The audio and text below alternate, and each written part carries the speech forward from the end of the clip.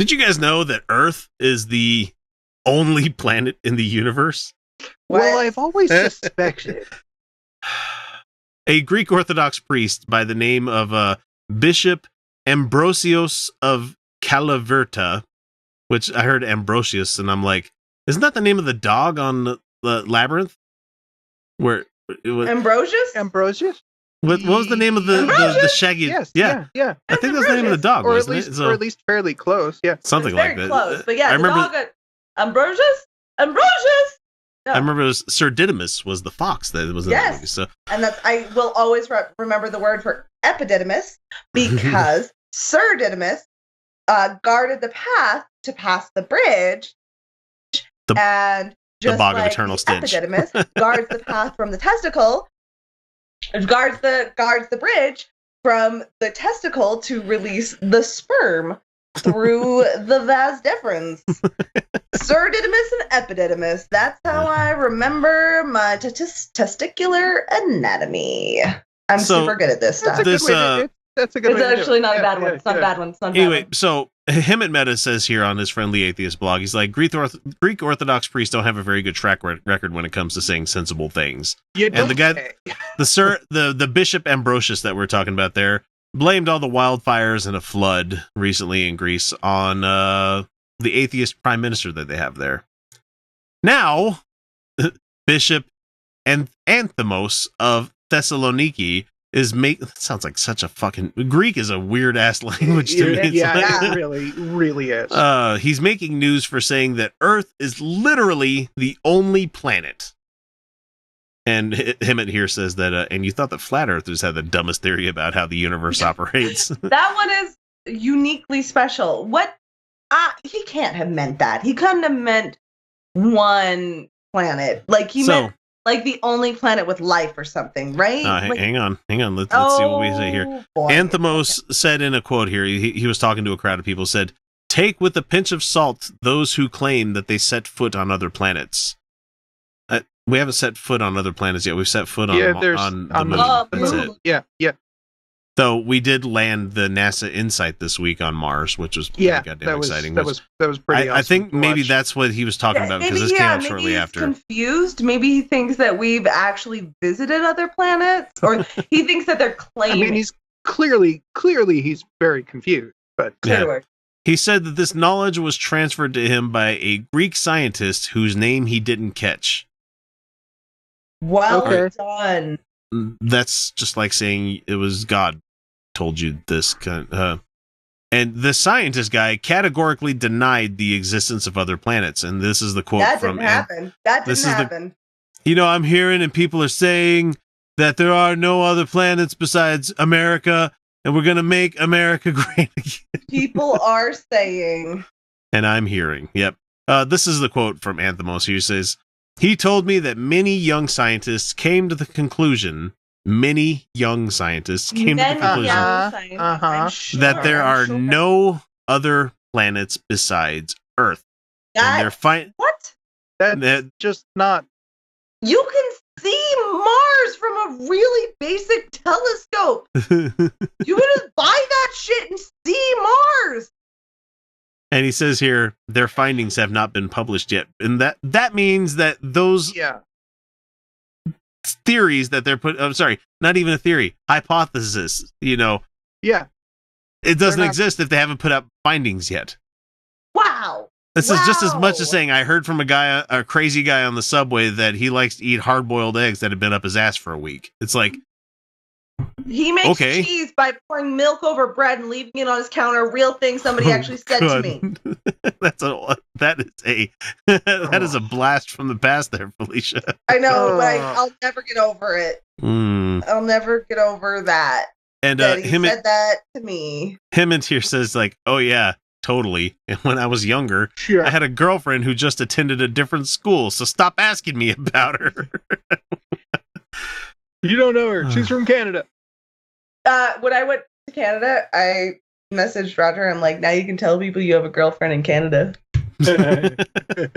Well, it's obvious this guy's... And he said, if only 14-year-old me could see me now.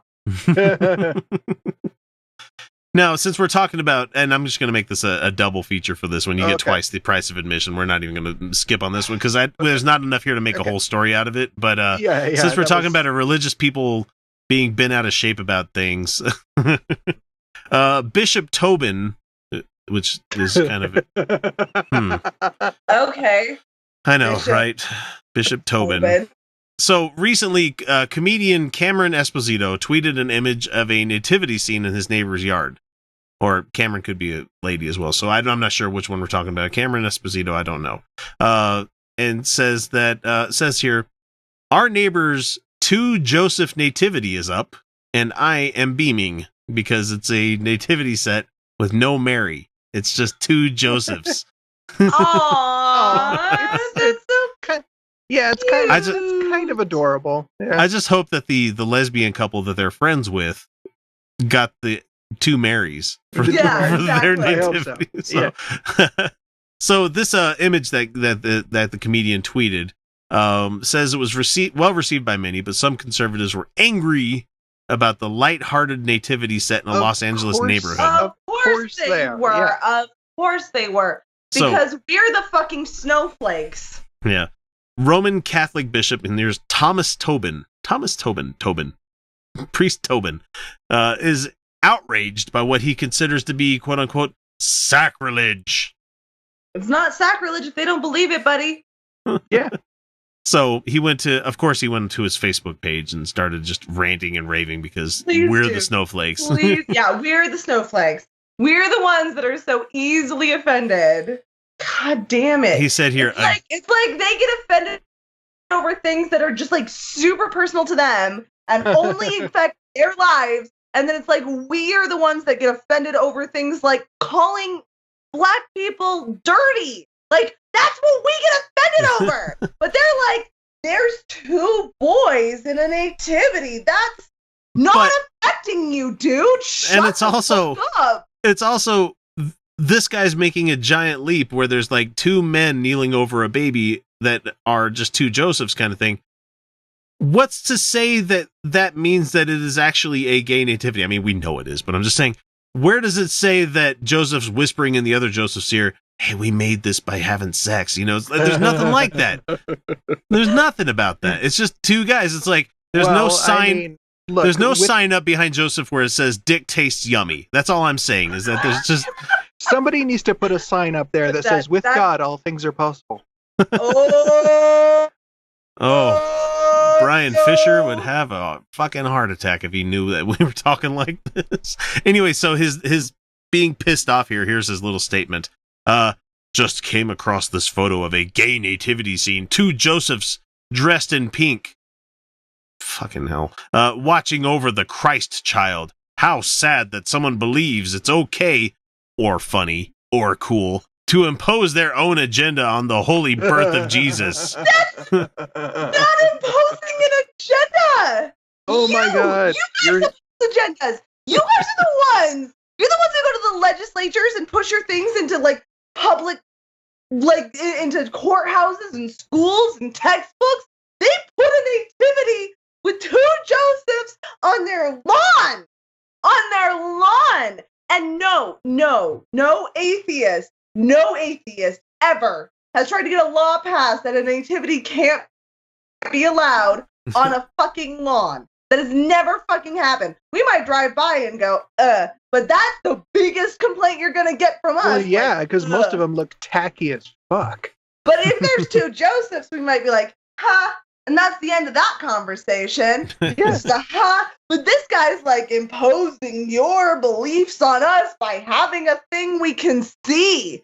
Literally existing. Gay people literally existing is offensive to them. is imposing your worldview. No, by saying that they can't exist, that is you imposing your worldview. Let's hear some of the people that agreed with Bishop Tobin. Someone said, yeah. She doesn't need to have a fucking aneurysm tonight. It's fine. It's fine.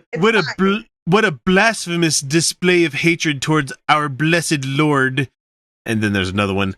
This is God. Also this one's my favorite out of all of them. I mean, there's a horrifying. That's an absolute disgrace to the church and everything it stands for. They're not attacking your goddamn church. No, here's my favorite one where it's like, this is also an offense against the Immaculate Heart of Mary to remove her from a nativity scene. You know what?